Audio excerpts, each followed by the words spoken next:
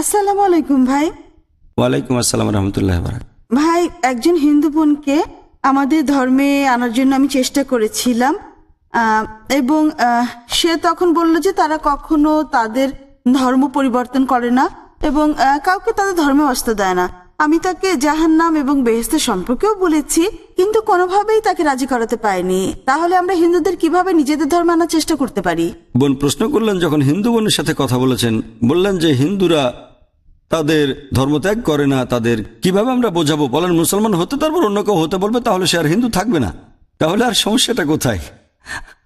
বিষয়টা হচ্ছে, আপনি তাকে বলতে পারেন সৃষ্টিকর্তার প্রতি আত্মসমর্পণ করতে, এবং কোরআনের এই আয়াতটা আপনি ব্যবহার করতে পারেন সূরা আলে ইমরান অধ্যায় 3 আয়াত নাম্বার 64।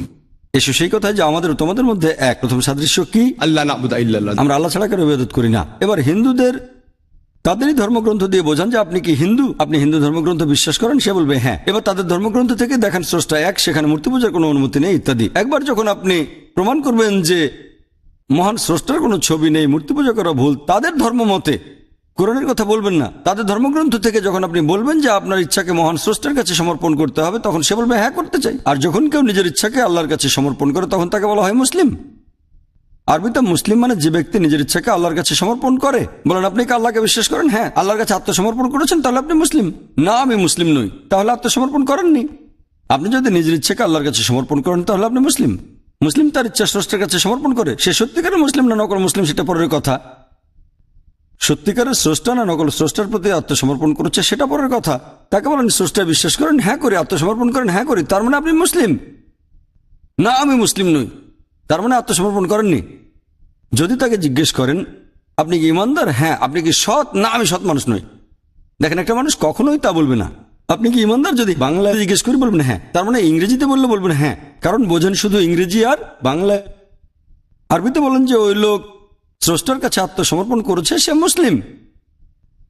ঠিক একইভাবে যে মানুষ ভারতে বাস করে সে হিন্দু, সেভাবে আমিও হিন্দু, সেটা ভৌগোলিকভাবে। কিন্তু যদি বলেন হিন্দু মানে যারা মূর্তি পূজা করে, তাহলে আমি হিন্দু নই। একইভাবে স্রষ্টার কাছে আত্মসমর্পণ করলে আপনি মুসলিম।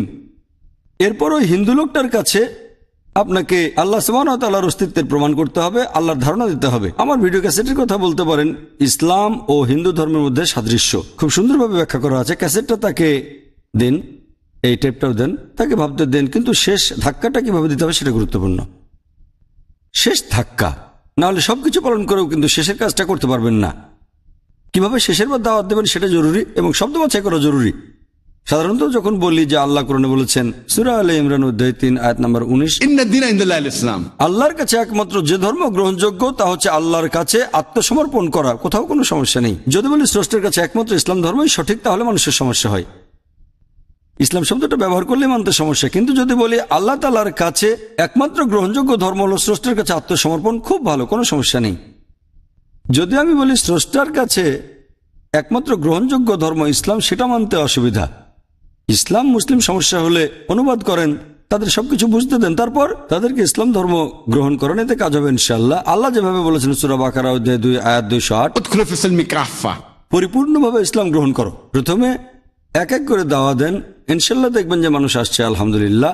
তাই কিভাবে হিকমার সাথে দাওয়াত দিতে হবে সেটা জরুরি। হিকমা হচ্ছে কোনো সময় আপনি আস্তে ধাক্কা দেবেন, কখনো জোরে দেবেন, কখনো তাদের দিকে হাত বাড়াতে হবে, কখনো তাদের শাসন করতে হবে। আসলে যেটা করা উচিত সেটাই হিকমা বোন। আশা করি উত্তরটা পেয়েছেন। ওয়া আখিরু দাওয়ানা আলহামদুলিল্লাহি রাব্বিল আলামিন।